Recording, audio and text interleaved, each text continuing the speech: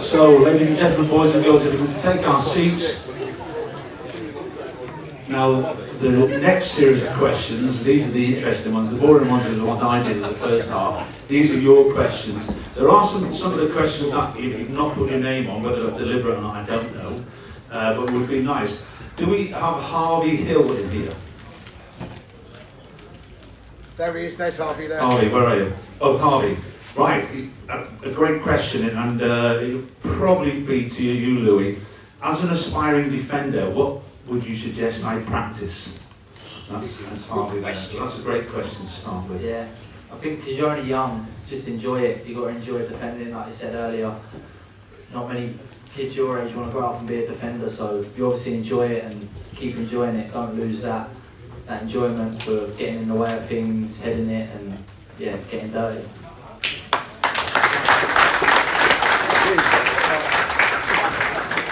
Yeah, don't wear a headband. Anyway, only kidding. Right, no name on this, but who's best at darts in the team? It's a proper question. So, I mean, you need to relax at the training ground. So you have a dartboard there, do you? Is it a pool table or anything else? Table tennis, yeah. So who's the champion? I think Kitchen is the best. I think he's one of them who plays the most as well, but I think he's at least the guy who hits most 180s, isn't it? Really? Who? Bobby Brad. Yeah. All right. They're closest to the board. They're huge. So it's easy, isn't it? In forward, it's right next to it. This is from Kaylee. Where's Kaylee? Where are you? Gone on. Oh, for goodness sake. I'll read that one later. Kaylee's another word for a good time. I don't want to go on that, but we'll keep that. Let's hope. David P., where are you? All right, David. Victor, you valued at 1.7 million euros, is that? On the transfer market, yes? Pounds? Yeah. And Louis, you're valued at 1.8 million on the transfer market. What do you value each other in today's market? Priceless cannot be an answer. Not very good at numbers, so I'll let him answer. I think in today's market you never know what a player is worth, so I think the numbers the last recent year has just increased and increased. I think I don't really like. You're only worth as much as somebody will pay. Exactly. So I will never know 30 million. I'll never get it. But I know I'm worth. I think I'm worth that. But it's a difficult question that to put to you. But I think the value of the squad is a lot of money now. Because you've got some quality players. It's difficult to know what a player as well, because you look at one player and think, he's not worth much, and then a club will come and sign him for 10 million or something, and you think, how have they got to that? So it's difficult to judge. Harry Maguire. Yeah, or Anthony. Yeah. Any of them United. Yeah. They must have great agents. God. Where's Dylan? Dylan asked a fantastic question. Dylan. Oh, come on, I know. You might. I'll ask you in a minute the same question. So, Louis, how much money do you spend on hair gel? So, a fair bit, to be fair. More now, it's got longer, but yeah. What about you, Dylan? Do you spend much? Not much. Doesn't look like it. A teacher. Listen, the council could it, don't knock it. But you point them out, whoever did it, I'll get it for you. Charlie S, to both of you, and Harry. What's your favourite goal? Oh, we haven't got time now. I've described mine already. So what's your favourite goal for any team and why? I'll let him answer. Not really for me. It doesn't have to be for Coventry, for any team. And not the under 10s, school team. What's been your favourite goal? Free kick? I think maybe the one I scored against Luton with the left foot. I think that was my first goal in the championship here, and I think that's also one of the best goal I scored in my career also, considering it was with my left foot. But for me personally, that's maybe the best goal I scored out. Yeah. And Louis? I'll say one where I've been playing. It's probably the Hadji one from Wembley, because obviously I'm not going on my goals because I've been. No, what was your goal? What was Yeah, your goal? I can't remember. No, it's been so long. You could say anything in it till I scored this over a kid. 40 yards. Yeah, big one. Probably a long strike back when I was in America, so yeah. Right, okay, so in America you scored as well? Yeah, not in one pro. I've never scored in the program. Never. Oh, right. 130 games, I think, never scored. Oh, really? Yeah, So I don't want to shout like that, but it's just you and me, Victor. Bernie on Saturday. Bernie's going on you Saturday. So Louis, there's no name on this. It says, why do you put a water bottle on the byline before kick-off? And when did it start? I don't know. I get bad for it at training, but I've got quite a few superstitions and I'm quite OCD, and I don't know where it started or how it started, but yeah, it's one of them weird things, and yeah, I don't know. I need to stop doing them, but it's hard. I'm just in my own head. Yeah, Everything, yeah. like how I put my boots on, how I put my socks on. My missus, I'm fuming with it, but all different sorts of things. But yeah. I had a favourite pair of underpants. Yeah, I have as well. Yeah, Tracksuit, everything. What do you like? No, I don't know. But yeah, favourite pair of underpants, and I had to wear them for match days. And even when we lost, I couldn't risk not wearing them the next game. I had them about 2 weeks ago there in the wash, and I kicked off at home and had to go. They were dirty still, but I still had to wear them. This sports psychologist, have you ever heard of it? I think we both need to. Have you got any superstitions? I try not to. I get my left ankle strapped up before a game, and if we won the game before, I need to have the same physiotherapist do the strapping the next game. Really? But that's the only thing, and then yeah, if we lose, it's reset. So it is a bit weird, but it's like I try not to have that much rituals. Do you know anybody else in the team that is pretty radical that way? Josh Eccles got one. Like for the warm-up, he'll go and put a bottle on the edge of the box. But he's the one that batters me, but he does it as well. So why do you do it? I don't know. I honestly don't know. It started in Italy and yeah, it's carried on. All right. Well, it's a good question. Whoever it was, they didn't put a name on it, unfortunately, and somebody else has not put a name on it. Perhaps I know why. It says to both, it's ours, or our, and in brackets hers, 11th wedding anniversary on the final game of the season. Myself and Mason, where are you? Over there. Hello, Mason. I take it's not you that's got your wedding anniversary, hopefully not. Need an excuse to get out of taking the wife out. And she needs a good one because she's not stupid. So can you think of an excuse why they can't take the wife out on the 11th wedding anniversary so they can go to the match? I reckon he's more of a romantic, so he can answer. It's not going to be romantic. You're looking for an excuse not to take it. Yeah. That's it. Well, we'll go by that. We'll have a think about that. If anybody wants to have a word with him on the way out. His wife's not here. Your mum's not here, is she? No? Alright, good. Say anything, can't we? So this is from Leslie. Now Leslie, she writes a good letter, well, a book, usually. It was interesting to learn the club are encouraging the players to score headers when such a lot is made out in the media of a connection with Alzheimer's and dementia, and it is a valid point, and I think under 12s are not allowed to head the ball anymore. Under 11, under 12s. So when I'm teaching kids at school, it's an indirect free kick if they deliberately head the ball. So I think they are looking at it. Has anything been mentioned in the professional game? Yeah, we have a meeting with the PFA, I think it was, and they say that you should only head 6 balls a week or whatever. But it's a bit hard when you're training and playing, like you can't really get out of the way of it, or you get a bollocking. So it's a bit hard.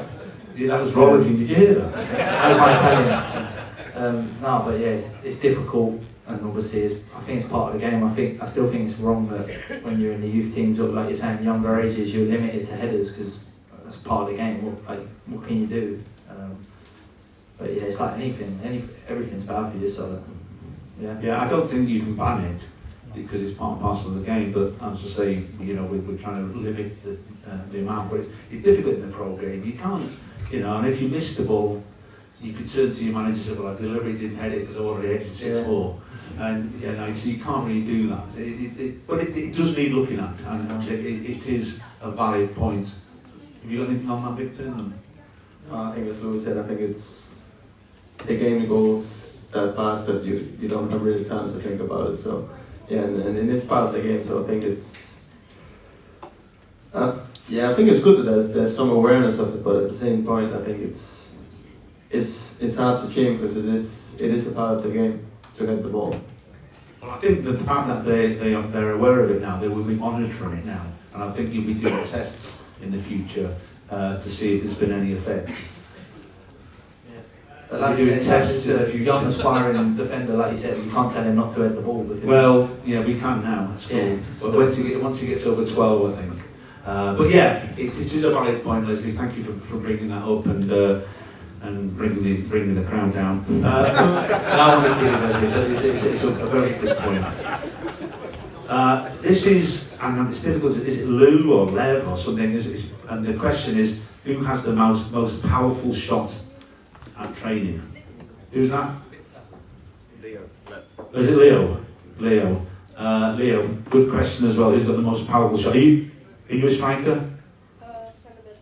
Centre mid. Skillful? Use both feet? Yeah. Can you hit a ball as well?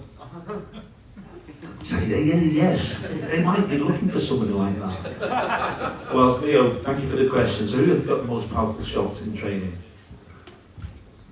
Torp's up there, to be fair. He's got the strike, I think he's shown it as We well. saw that, didn't we? Yeah. Probably say Torp, yeah. Yeah, I take that. I think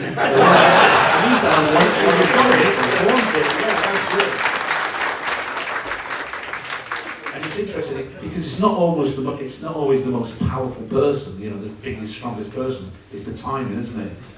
And the biggest powerful person. But yeah, great shot, some great shots. Annie, historically, Cov have always beaten the top teams and lost to the bottom of the league. But this season, the likes of Leeds and Sheffield have slightly just beaten us. Well, stuffed us. You didn't stuff us. Does it affect your mindset as a team when you're up against one of the top clubs, or do you just see them as equals? Where's Annie? Hi, Annie.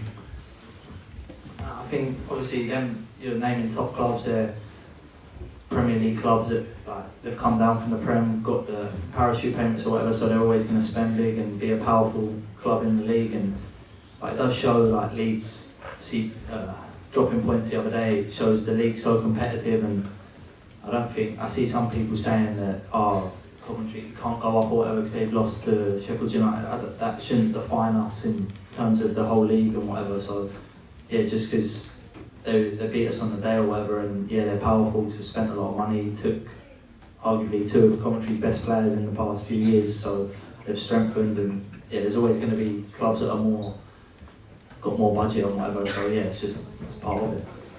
Victor? yeah, as Louis thinks, I think they spend a lot of money, so they have good players and they have a good squad. But I think this league is just so competitive that, like, when you look at games on paper, there's no easy games, and I think that's. If you look on paper, Derby shouldn't beat us.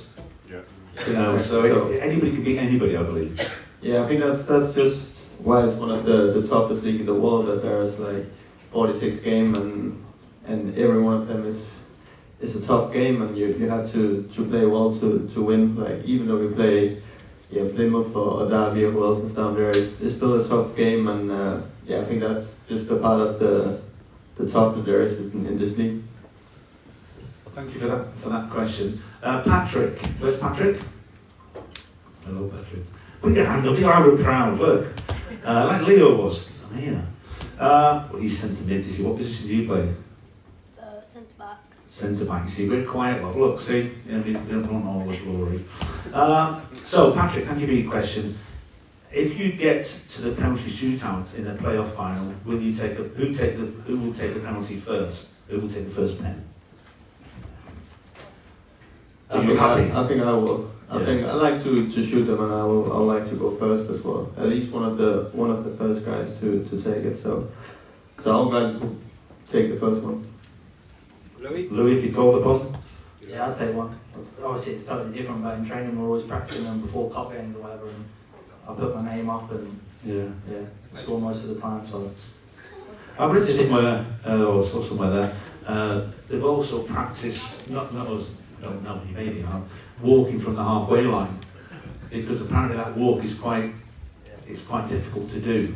Yeah, I know some people have, but obviously, like, if you're walking from the half line at Wembley and you're seeing half the stadium, whatever it is, 40,000, it's going to be tough. Yeah. So yeah, I know people do practice that. Yeah. Adrenaline is brown, by the way. It is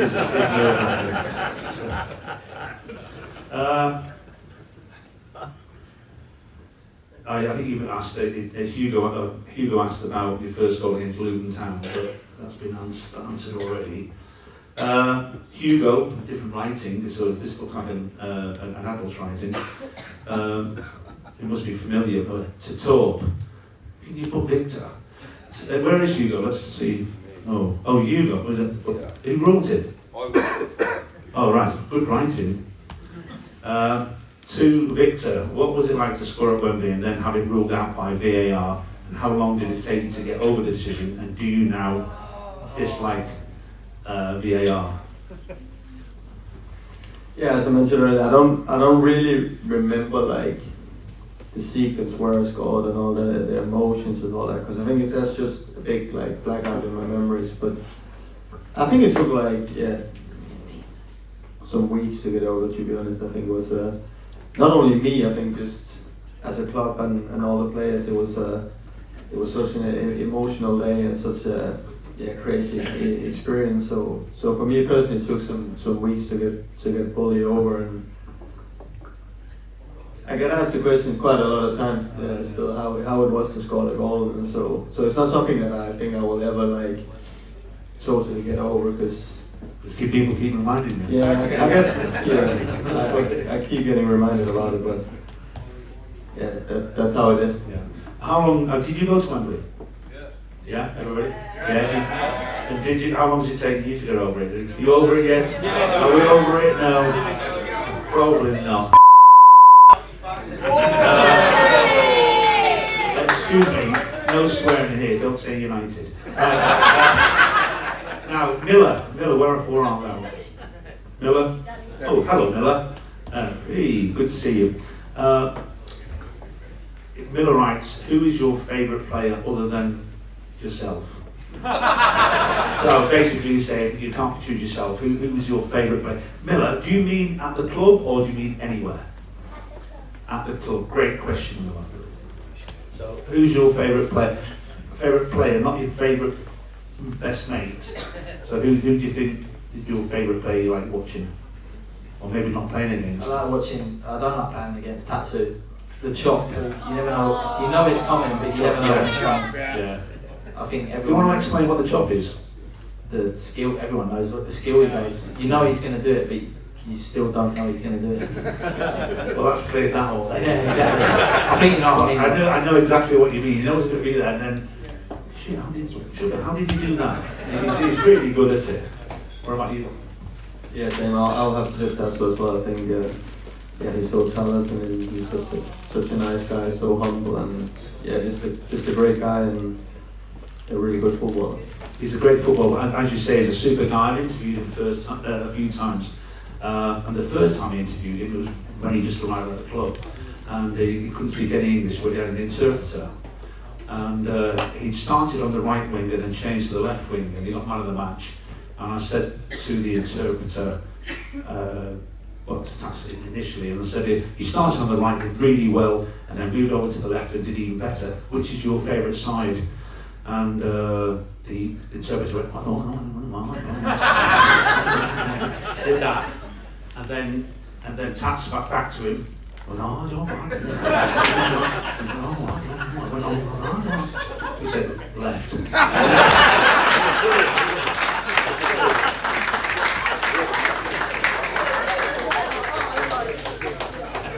So, it's got mastered the language there, didn't I? I don't think mastered, it sounds something like I did to it. Dave B, where are you? Right, Dave. Player you admire the most, past or present? So not just at Arm Club, anywhere. Yeah, thank you, David. Guys? I think for me it's Iniesta. Yes. Yeah, I grew up when Barcelona was the team with Xavi, Busquets, Messi and Iniesta, and I think for me always been Iniesta. I think the way he just glide past people with his dribbling and all that, and watching him on YouTube and all that. For me he's always been the player that I admire the most and enjoy most. It's exactly what you say is right. He glides past players. You don't know how he does it. It's just Yeah, 'cause he's not pure fast, skill. he's not strong, He's but not strong. he's He's just, big. yeah, You know. gliding past people.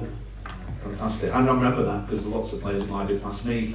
What about you, Louis? Ramos. Ramos. Oh, right, yeah. Ramos. Like, do anything to win, whether it was fair or not.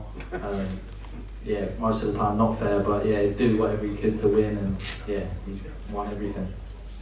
Well, my favourite player was George Best, and I played against him. He was guesting for Nuneaton Borough, and so Coventry played. Honest to God, and you looked into the stand, and there was a lady called Mary Staven. I think she was Miss World, and she sort of stood out a little bit in the crowd there. But Bestie was obviously gone past his best. I didn't get past his best, but yeah, and so he could get past you, but he couldn't get away from you. But what a player! And as I say, when I was a kid, I used to go and watch him play, and he was just an absolute superstar. And yeah, it was good to watch. But you know, all quality players. Right. Oh, that's the one I want to read now. This is from Mason. Is it different? Mason? Oh, good. A great question this is. Yeah. We'll call you Perry from now on. That's interesting. Right, so, first question. He has 3. So that's just showing off. Well done, Mason. The first one is a great question, I think. How many pairs of boots do you go through per season? I don't want to know the names of them. That's another question. 6 or 7. Really? Do you reckon that many? Personally, I think No. the pair I debuted, I had my debut and I still wear for games now. So I don't really like to change boots, and me personally, I prefer like some of the older models that was Don't mention the names. came out because you 7 years ago, and they're really hard to get a hand of now. So I try to use them as long as possible. That's all. I use mine as long as possible, but people like Jay De Silva, he's got what, new pair of boots every week. Yeah. Do you? I mean, boots are made into different things now. We used to put them on and put your feet in a hot bath and just sort of mould to your feet. Not anymore. Was that just kinky of me? Is that, it was my wife's yesterday. Yeah, I should have walked those. But so you don't do anything. You just put them on and straight away, or do you train in them first? No, that's like what do you call it? It's called a steamer, yeah. So you put them in like a steam room. It's like a big box thing, and you put it in, and it's like the bath. It's hot water in there, so they don't get wet. It's just steam and moulds it. Oh, it's a different class. See, I wasn't that far wrong, was I? Right, Mason's second question. What was your favourite of all time pair of boots? So the make, model, and when it was? Mine, Tiempos. Probably like they're like a cream pair, probably about 10 years ago now. But What were they, sorry? Nike Tiempos. Oh, Nike. I still wear Tiempos now, but yeah, that's my favourite model. I think my favorite one was the one with Ronaldinho came out, the ad where he hit the crossbar like over and over again. The white pair. I think it was Campos as well, like the white pair with Yeah. gold Nike logo on the side, the Ronaldinho one. I think that's for me. I was lucky enough to have it when I was a kid, and I think that's for me the best boot. Like looking back. I remember, who was it? Craig somebody. Predators. Yeah, he brought out Australia. He was an Australian international. He was playing for Liverpool, and he brought out these Predators, and they were made out of kangaroo skin or something, or something different. Yeah, in those days, and you couldn't kick it very far, but you could really leap up and jump at it. But yeah, so we could, if you're really successful, you get a pair of them. So yeah, so that was mine. So favourite memory as a kid playing, which has gone totally left wing compared to the boots, but you might have been, favourite memory was wearing a pair of boots as a kid. But, so what was your favourite memory as a kid playing football? I think for me it's just all the hours I spent playing back home in Denmark with my friends. After school we used to, especially in the summer vacation where we didn't have to go to school, just meet like, because I was lucky enough that all my friends lived in an area of like 3-4 kilometers, so we always met at the same place like every evening after dinner and played till the sun go down and just enjoy playing football with all my friends. I think that's the best memory for me. Yeah, that's what it's all about for me, I think. Louis? We used to do a tournament when we used to train in the academy, and it was after like 10 weeks or something. Whoever won the tournament would then go and spend the day with the first team, and yeah, we won the tournament. I must have been like under 10s then, and to go and spend the day with some of them players. So who were the players in the first team at that time then? Crouch, Bowell, Modric, the Redknapp era. Oh, flipping it. And just to see them like, I don't know, in the gym training, and just like you were mesmerised as a young 10-year-old. Kids, the best thing, this will be the best time of your life when you're out just playing football with your mates.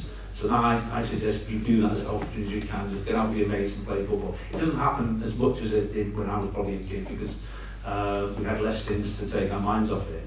But yeah, that was the first thing. As soon as I got home from school, bag in, out, playing with my mates, playing football. Yeah, you can't beat it. Mark. That was a great point there. Thank you very much. I was nearly throwing you a fish. I thought it was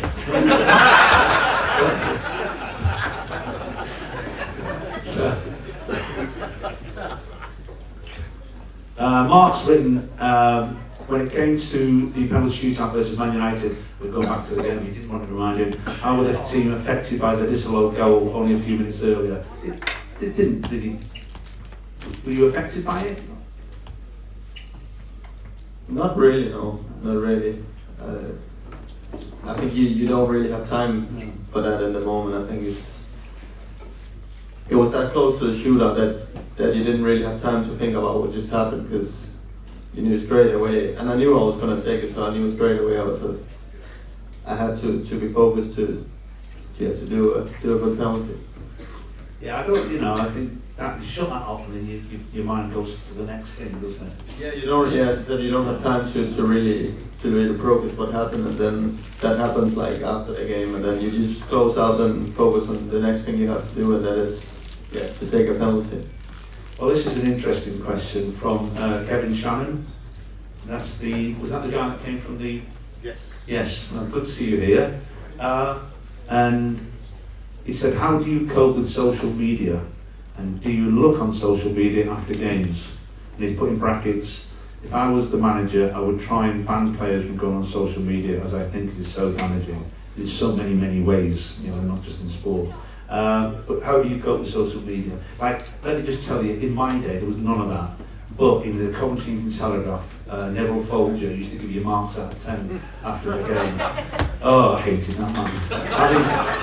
I think they had a grudge against me. But anyway, social media is a massive thing now, and everybody's on it from any age. So how do you cope with it? I think for me, it might be easier than, because I don't really read any English newspapers, all that. Like for me, because I'm Danish, I more like read the news in Danish way, like read the sports news in Danish, and it's not that often that they write about Coventry. So for me, it's quite easy to just yeah, not that I don't really want to read it, but sometimes something pops up. But yeah, for me it's I think it's more easy to avoid that. Maybe some of the English guys who read the news in English. Louis? Yeah, I know a few of the boys have come off of Twitter and whatever, just so you totally detach yourself from that. But yeah, so obviously football, everyone has an opinion. It's one of the only jobs really where everyone can have an opinion, and whether you like it or not, they're entitled to their opinion. And yeah, sometimes, like Vic said, a lot of things just pop up without you wanting to see it, and you see it. But yeah, it's like I say, everyone's allowed their opinion. Yeah, it is what it is. It is what it is. Yeah. I remember when I played, and you have a bad game, and you go out with your wife, and there's always somebody want to say something, and 99% of the time it's great, but sometimes it's not. And when I got transferred to Birmingham City, it did then. I come back into Coventry, and they'll say, "How did you play?" I say, "Brilliant."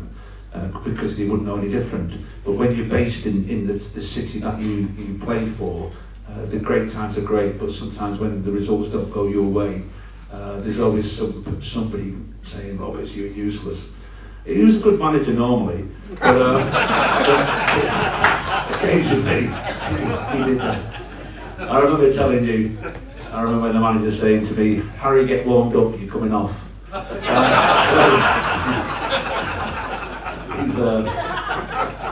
We won't talk about him.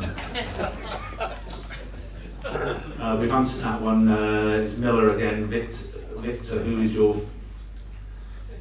four favourite players other than you? We've talked about favourite players, so we'll pass that on. Joshua. Hello, Josh. You all right? Are you a footballer? Yeah. What position? Everywhere. He plays great everywhere. Fantastic. What a great answer. He's put to Louis, how does it feel kicking the ball out of the stadium?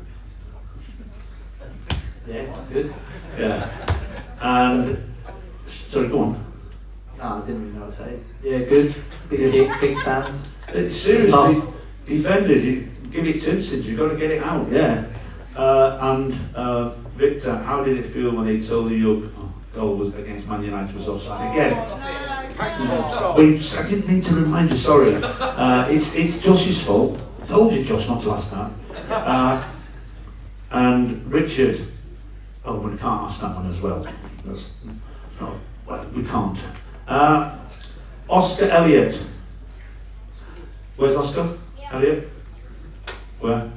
Hello. Oh, I like the shirt. Very smart. Oscar says, how do you feel when the crowd sings your name? I'll give you. I think it's a great feeling. I think not only just my song, but I think every song, I think it gives a boost, and I think especially when I go out for corners, like that's the time where I hit it the most, because in the game is moving fast, and you don't really have time to think about the chance. You hear it, but you don't have time to really progress it. But I think when I go out for corners and they sing my name, I think it's a great feeling, and I think it just give a boost of confidence, and I think that's as a player, that's something you enjoy. Does anybody ever sing it when you're out? You go into a restaurant or something, or you're there with your partner or whatever, and they start. Not the whole song, but They will do, yeah. And well, in fact, he starts it.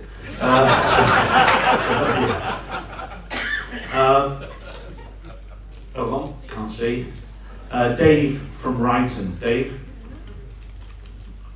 All right, Dave. Walking. It's Rodney, really, but we'll call him Dave. With Sky Blue Legends Days approaching, who would Victor and Louis choose as their footballing legends? Well, they've answered them already, I think, with Iniesta and Ramos, yes. So, but nice question, Dave, and great that you come all the way from Brighton.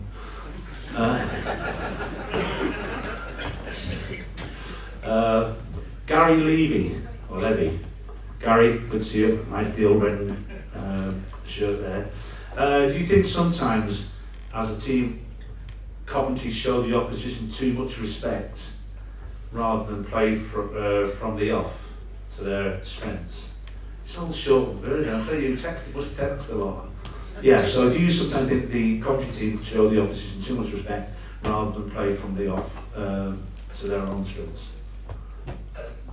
Do you have, before games, because different managers have different tacts, and Gordon Milne, you wouldn't have heard it, but he was a manager of Coventry a long time ago, and we'd have a meeting beforehand, and seriously, he'd bring a tear to a glass eye.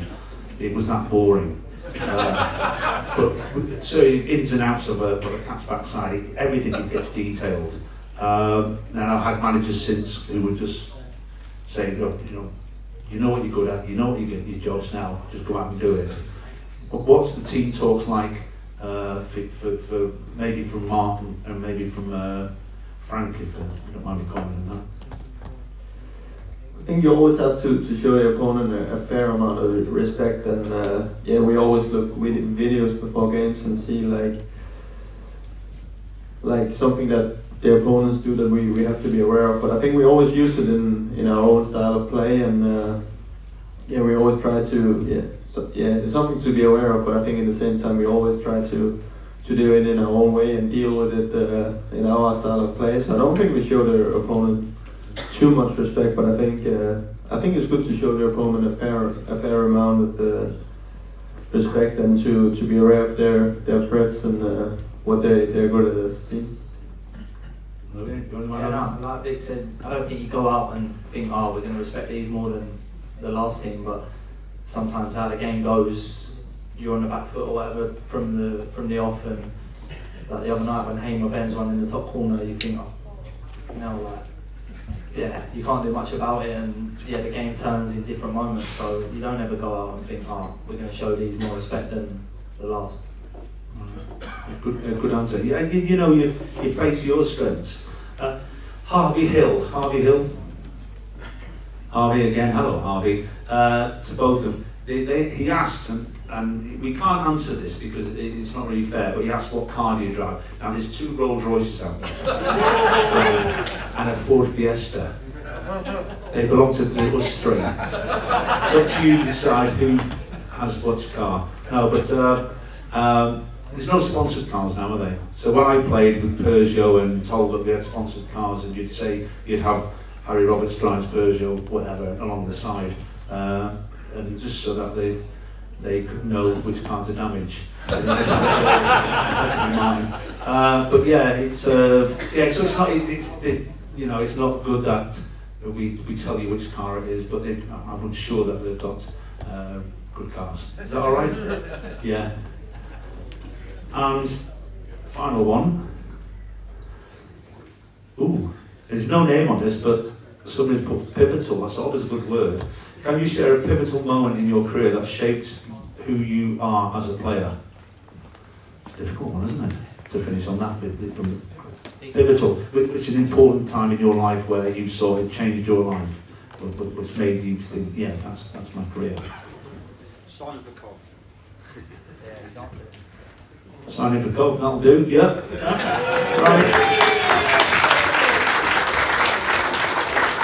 So, just a few quick fire ones. Who's the fastest in the squad? Now we look at Milan.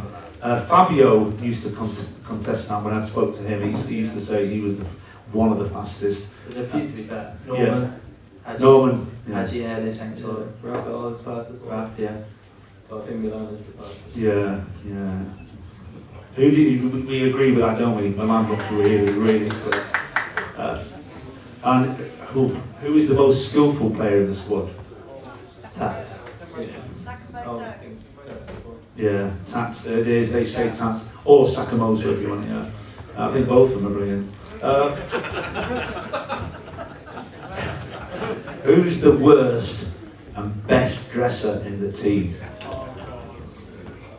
I'm not seeing a crease in a pair of trousers like that for a long time. I certainly could shave with that. You look dapper there. Dick for me. I always say to him, I like the Danish. No, I swear, don't I? Yeah. Back me up. I like Binks. You've got it. Me and If Binks, you've got it, yeah. A few bad ones. Yeah, a few bad ones. Hey, well, he brought home the bacon. Who's the worst? And who's the worst? There's a few. Ooh, just let me make a note. Who's the most individual, you think, in their Most style? out there. Yeah, out there, don't give a damn what they wear, but or like, this is me, I'm not following. I'll go back to the 87 squad, Mickey Jim. I've seen better dressed wounds. What he didn't give a damn, he just wore what he wanted to wear. He didn't want to follow trends, it was his trend. And yeah, well, I know, he's a brilliant lad, though, brilliant lad. But yeah, he didn't care who, what he wore, it was his. Yeah, I wouldn't say there's really anyone like that too much who's out there. Really? But yeah, just a few bad. I think it depends because like what you show up for training for, like some people don't really care about that. Yeah. Like I'll say Bobby don't always care about what he shows up for training. Like I don't say he has a bad style, but he just don't care what he shows up for in training. I wouldn't say that to him either. he's a big boy, isn't he? We used to have a player as well. Remember John Beck? Yeah. I tell you what, he was the scruffiest person ever. He looked like I don't know, he'd just gone through a hedge backwards. But boy, he was a good player. But again, he didn't care. But then you get some really dapper players who really made an effort. I thank you.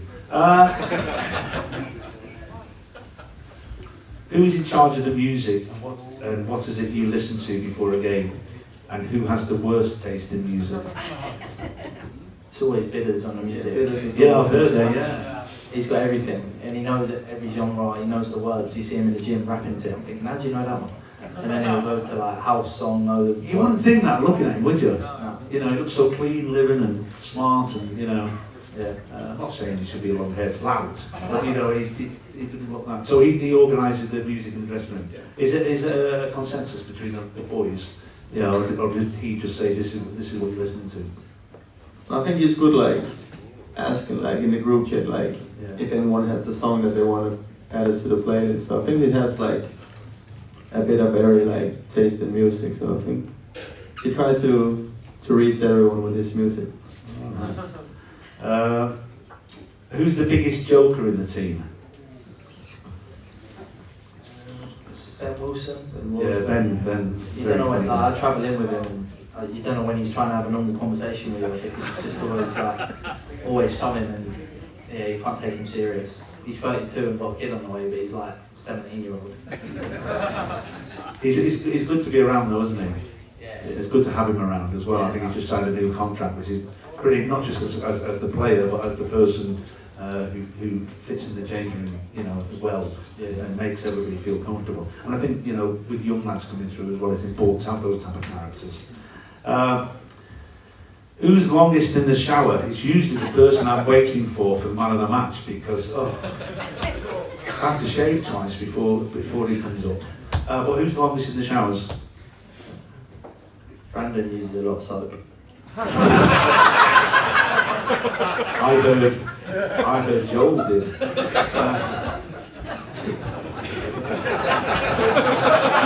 I think Brandon and Efron, they take a long time. Right. They always, a lot of soap. I try to go in after them, wait for them to get out, so it just takes too long. Right, we'll leave it there then. Who gets the most fines? I don't know if there is a fine system there. We don't have to answer that because it might incriminate. Well, is there a system of fines? So if you're late, that must be that's dreadful. Late for a meeting, late for the match, absolutely shocker. Yeah. So nobody does that anymore. Favourite pre-match meal? Chicken pasta. Yeah. He's sick. I think it depends. Like if we have a 12:30 kickoff for me, I think it's oatmeal with like berries and honey, and then a little bit later I have pasta and chicken and some vegetables and some berries. I've told the people this before, but when I first joined the club, The pre-match meal was 12 o'clock before 3 o'clock kick-off, because every match was at 3 o'clock kick-off, unless it was a night match. There was never any of these things. And we had a fillet steak. Now, I'd never had steak before in my life, and I'm eating fillet steak 3 hours before a match. And you're playing at Anfield, and you go, they just had no idea about the diet you should be on and what you should be eating. And I used to have English mustard because you could get it for free as well. So it was, it's so changed, doesn't it? There's so many, the depth that they go into now, the little small margins make a difference. Yeah, I think, and as you said, I think it changed a lot. It's not only what you on the day, it's also like the days up to the game where you have to make sure that you eat enough pasta and rice and potatoes and just carbohydrates. So yeah, but we got a nutritionist making sure that we eat the right food and make sure that we eat the right amount of leading up to a game. And our final question, VAR, yes or no? No. No. Okay. Do you not think no? No. Ladies and gentlemen, fantastic. Big round here for our two top players. Wonderful answers. Thank you so much. Oh, ladies and gentlemen, not forgetting our host tonight, Harry Roberts. Thank you so much. Thank you.